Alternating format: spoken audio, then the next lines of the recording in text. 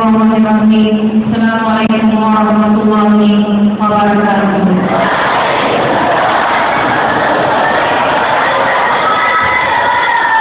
Alhamdulillahirabbil alamin. Wassalatu wassalamu ala asyrofil anbiya'i wal mursalin wa ala alihi wa sahbihi wa sallim ajma'in. Ahlan wa sahlan kepada semua tamu-tamu Alhamdulillah Nurul Iman Islami Indonesia.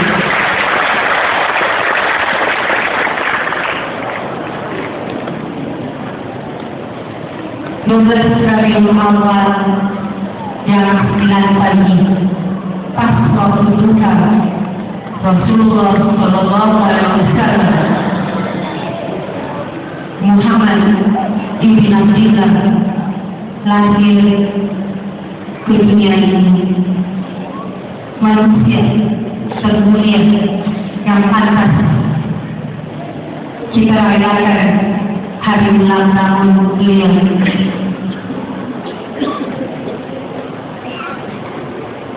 Ketika kita pada semauni Rasulullah Sallallahu Alaihi Wasallam hadir menjawab selawat kita,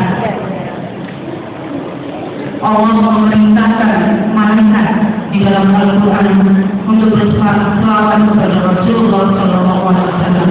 Apalagi kita manusia biasa, malaikat diciptakan dari nur, tidak pernah membuat dosa, taat kepada semua perintah Allah, masih disuruh berselawat kepada Rasulullah Sallallahu Alaihi Wasallam.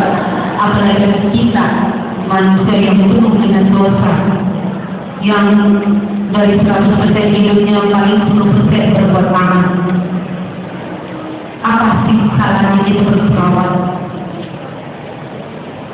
Kita murid santri dari Al-Asyianul Iman sudah diperintahkan apa? Setiap habis sholat isya sebelum tidur disuruh baca selawat Allahumma sholli ala sayyidina Muhammad wa ala ali sayyidina Muhammad. Berapa kali? Supaya hidup kita, rezeki kita semuanya dilancarkan, dimudahkan oleh Allah Subhanahu wa Ta'ala. Bahkan selawat kepada Rasulullah Sallallahu Alaihi Wasallam. Selasa kemarin istrinya Umi bertamu kepada ibu duta besar Saudi Arabia. Umi kepingin memberikan undangan untuk hadir ke maulid Nabi Muhammad Sallallahu Alaihi Wasallam di Al-Asyianul Iman. Tapi Umi ingat tahun lalu membawa undangan, akhirnya jadinya ribut, jadinya berdebat, jadinya bertengkar gara-gara kita merayakan Nabi Maulid Nabi Muhammad Sallallahu Alaihi Wasallam.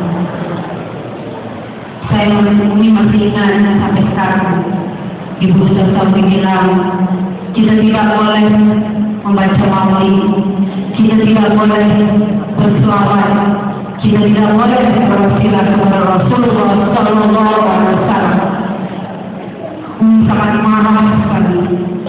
Kami bilang dengan istri besar Saudi, tanpa Rasulullah Sallallahu Alaihi Wasallam, tanpa Muhammad ibn Abdillah, kita tidak mengenal Islam.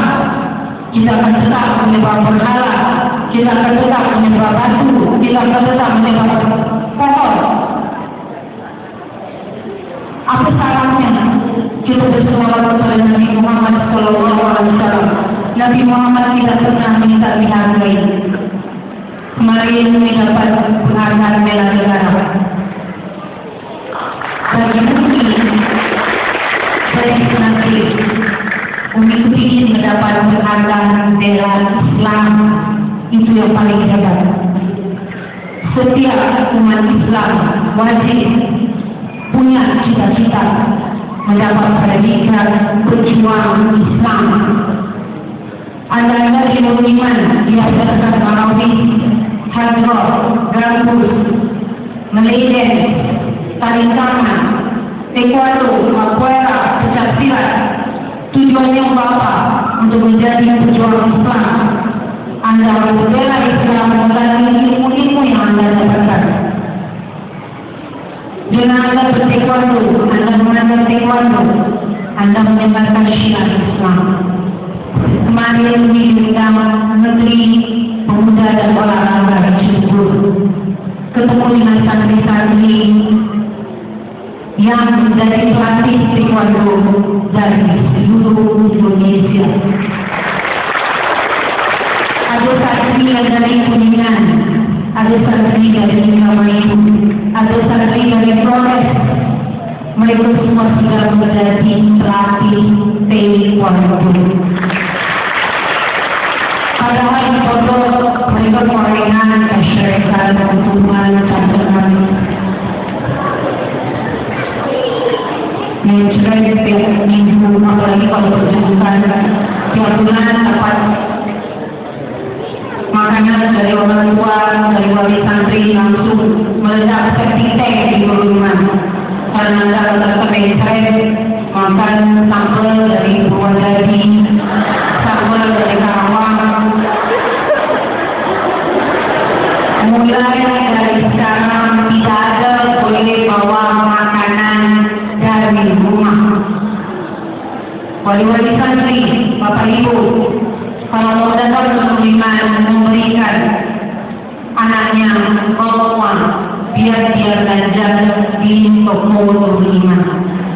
Jangan menuju ke sini mampir ada di depan jual bakso, beli bakso, bawa foto, akhirnya anak-anaknya mereka keracunan.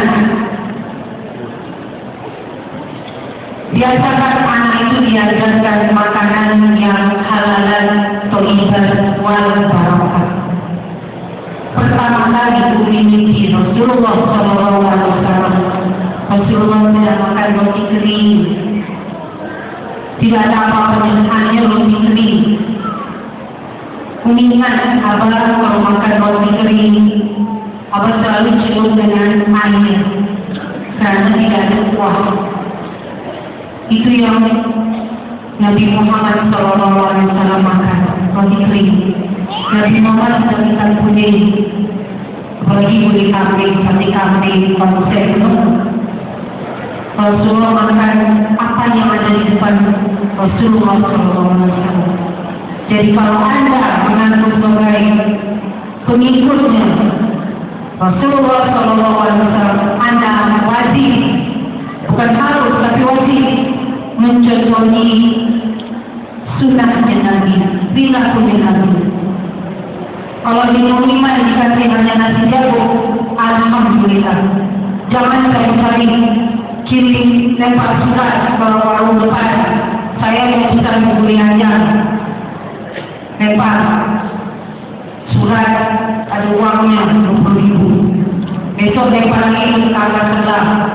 Saya mau pesan sate kambing, ada suratnya, terus ada uangnya.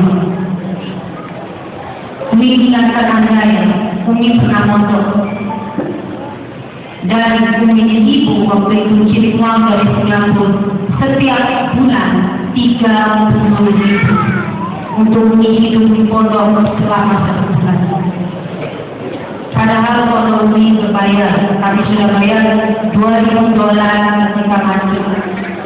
Setiap bulan masih bayar untuk uang sekolah.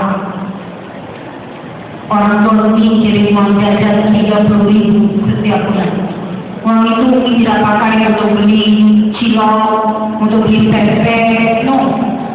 30.000 dipakai untuk beli kitab, beli buku, beli sotek bagi perempuan, beli susu. Karena Nabi paling senang minum susu kambing, sunnahnya Nabi. Tidak dapat susu kambing, tak apa-apa, beli sama juga susu. Jadi Anda harus mengikuti jejak langkah Rasulullah SAW. Hidup sederhana, makan sederhana. Yang penting Anda kenyang, Anda kuat beribadah. Itu tujuan Anda makan. Bukan makan sampai lupa-lupa besar 2 piring, 3 piring, lepas itu tidak habis, dibuang.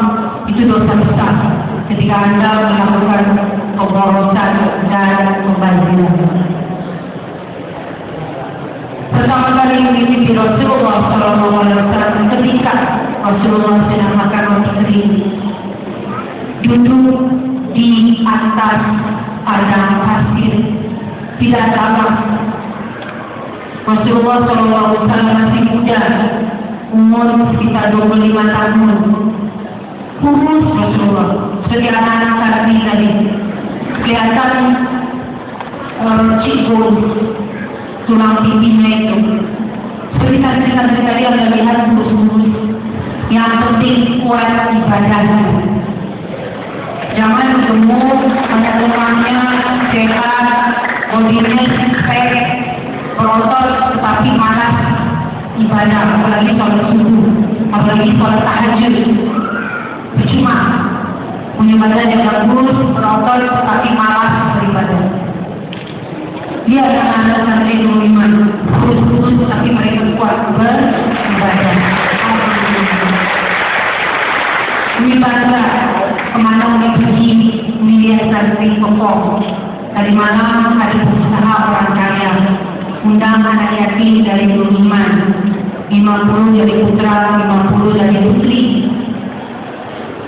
Yang perform tarawih, tari saman dan K-pop dari anak-anak SMP Padang. Mereka sangat senang dengan penampilan dari Nurul Iman. Mereka tidak percaya anak-anak dari desa Wadujaya di tempat yang becek, yang banyak hotelnya, yang dulu kuntilanannya berterbangan besar tinggi, yang ada babi mepet, yang ada siluman macan. Sekarang sudah ada ahli taekwondo, ahli marawis, ahli dangdut, ahli hadroh dengan suara-suara emas. Ingat, bakat yang Anda dapatkan itu milik Allah. Pergunakan dengan baik. Banyak anak-anak pondok di pondok juara Korea. Keluar dari pondok jadi penyanyi. Penyanyinya yang seksi. Ketika Umi pondok pesantren, Umi lihat teman-teman Umi yang dapat uang jajan 1 bulan 1 juta. Di zaman itu tahun 87, uang 1 juta 1 bulan itu gaji pegawai negeri. Kami orang Singapura, kami punya uang. Umi hanya dapat 30.000, tapi barokah. Sampai sekarang Umi satu-satunya santri abad yang punya pondok pesantren. Umi yang dulu nonton pasukan Umi, kami 40 orang, semuanya dari Singapura, dari Brunei. Tidak ada yang punya pondok, tidak ada yang punya majelis taklim, dan tidak ada yang menjadi ustazah. Semuanya menjadi pegawai negeri, semuanya menjadi pengusaha, ada yang jadi tukang bisnis. Tidak ada yang punya majelis taklim apalagi pondok pesantren. Karena apa? Karena di pondok tukang jajan, tukang makan martabak, tukang makan roti sisir. Tiap hari libur, hari Jumat pergi belanja ke pasar Turi. Kita kan tinggal di Surabaya. Beli baju, beli daster, beli gamis. Uang tidak dipakai untuk beli kitab. Bapak Ibu ketika kasih uang kepada santri, jangan dikasih anaknya, langsung ditabung. Dari tabungan nanti anak ini bisa belajar, mau beli kitab, mau beli buku, mau beli roti, mau beli susu gede, mau beli pempek, mau beli cilok. Oke, silakan. Yang penting miliki Nurul Iman. Jangan pernah belajar di luar. Tidak jelas. Bagaimana kita membela agama Islam? Kita harus makan makanan yang dibuat oleh orang Islam. Kita harus menjahit baju yang menjahitnya orang Islam. Kita bangun rumah yang dibangun yang namanya bendera Islam. Ini banyak diundang teman-teman, yuk kita makan di restoran Cina. Sorry Pak Johan, bukan berarti Cina itu semua tidak baik, tapi kita harus lihat restoran Cina, restoran India, restoran Amerika, apakah itu halal? Kalau halal ada cap halal baru masuk. Kalau tidak, kita makan aja makanan yang jelas, pasti agama. Itu Islam pasti. Walaupun ketika kita masuk ke restoran Padangnya, makanannya tinggal nasi dengan cukup singkong. Tidak apa-apa. Yang penting ada kenyang, ada sehat, dan ada kuat beribadah.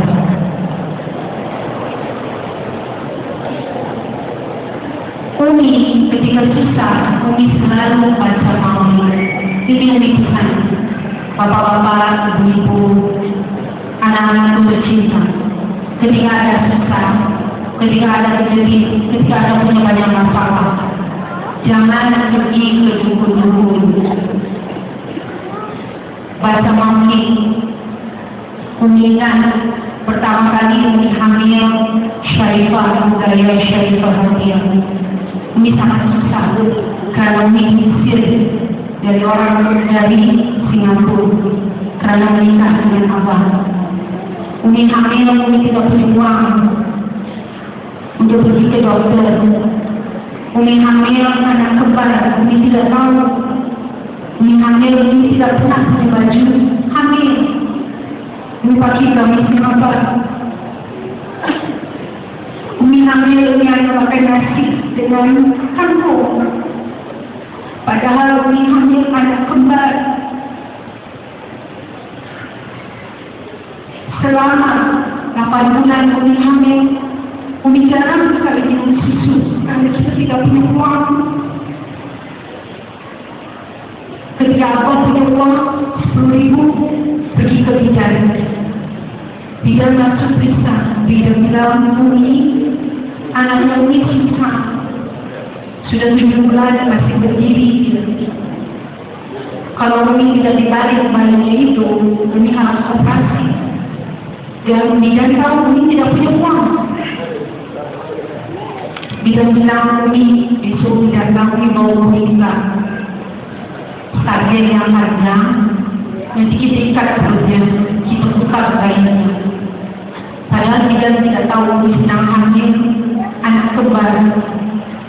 Bisa bayangkan bayi di dalam perut yang sedang berdiri dipaksa buta supaya kepalanya dibawa siap untuk lahir. Bagaimana sakitnya ketika tidak ada dicoba, itu sakitnya luar biasa. Karena bidan itu tidak tahu di dalam ada 2 bayi. Bidan bilang besok kita tahu bahwa buta yang panjang kita ikat perutnya, kita muter bayinya. Esok apabila wahid saya sudah ada uang 10.000, kita bisa kembali ke bidan. Nanti habis sholat asar kita ke bidan. Umi sedih, Umi takut. Umi tidak bisa telepon ke orang tua Umi. Umi tidak bisa telepon ke ibunya Umi karena Umi tidak punya uang. Uminya ibu di jauh di Singapura, Umi di Surabaya. Umi tidak bisa keluar kemana-mana. Umi hanya di kamar. Ada yang Umi ambil kitab maulid. Umi baca maulid. Umi nangis. Umi bilang Rasulullah sallallahu alaihi wasallam, hanya kepada Allah saya bisa mengadu. Ya Allah, bantu saya. Berkat saya baca maulid, kami selamat. Jangan diapa-apain, nggak perlu operasi.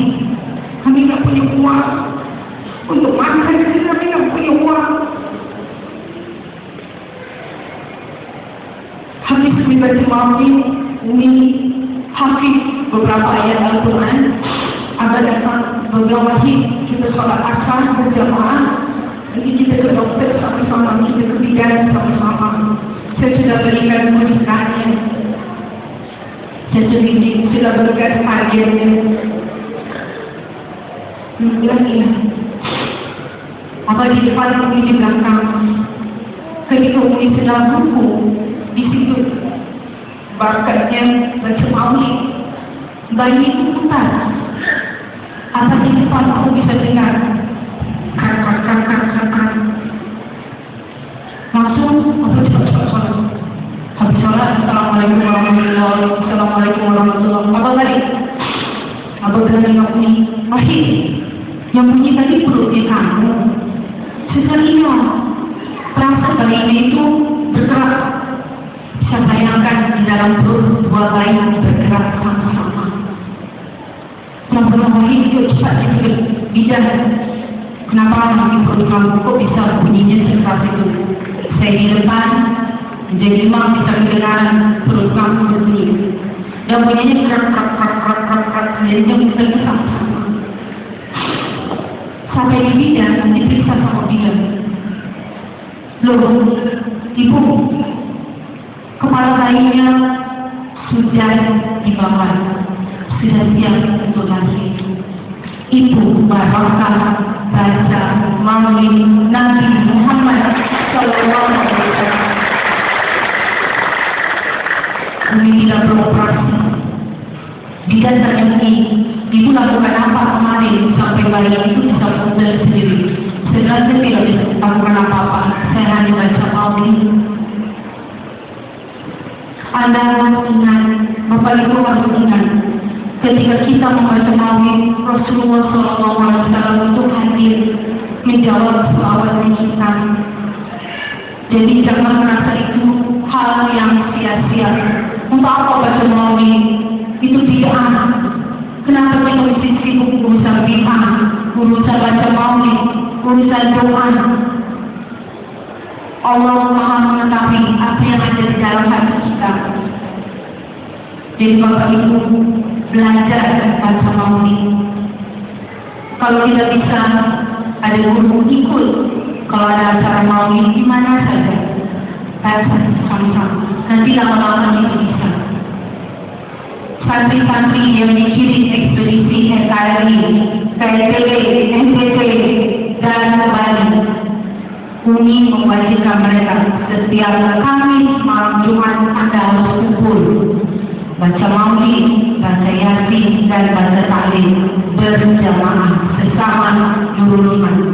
Walaupun Anda di hutan, walaupun yang mendengarkan maulid Anda hanya hewan-hewan yang di hutan, tidak apa-apa. Karena Rasulullah SAW hadir di samping kita untuk menjawab selawat kita, menghadiri maulid yang kita baca. Jadi jangan anggap itu sia-sia, apalagi anggap itu sebagai bid'ah. Nanti tahun depan santri Nurul Iman 100 orang akan berangkat ekspedisi NKRI ke Papua. Mewajibkan mereka harus berdakwah di tanah cendrawasih. Kami sudah pernah memaprak negara yang sangat cantik, indah, dan kaya raya. Kita harus mengenalkan mereka tentang Islam. Islam itu best. Jadilah berjuang. Sekarang sampai ke syurga, jadilah berjuang. Kami terima kasih banyak bahkan santri-santri Nurul Iman. Kami dapat penghargaan dari Presiden untuk jalan kita. InsyaAllah akan santri Nurul Iman kami akan mendapat penghargaan dari Allah SWT sebagai bela Islam. Itu yang Anda harus tanamkan di jiwa dan raga, menjadi tujuan Islam, bela Islam demi Allah dan demi Rasulullah SAW. Sekali lagi, hanya sudah mau datang ke Iman. Mohon maaf lahir batin jika ada kesalahan, jika ada yang tidak enak kami hanya manusia biasa. Dan saya ingatkan sekali lagi wahai santri, tidak ada bawa oleh-oleh dari rumah. Kalau Anda membawa sesuatu, mungkin buah masih boleh, tapi jangan buah yang dikasih yang sinar sebagai cabai. Karena santri-santri ini tak kuat perutnya, dan sensitif kami juga tak kuat karena meledak setiap ada penjerutan. Jadi terima kasih banyak wali-wali santri sudah menitipkan anak-anak Anda calon ahli syariah di Al-Asiyah Umat Islami Indonesia. Kita akan bertemu lagi tahun depan di bulan tahun Juni pada bulan. Insyaallah akan bisa hadir dan kita akan peresmian ruang kelas baru buat SFP lagi, peresmian Masjid Fatimah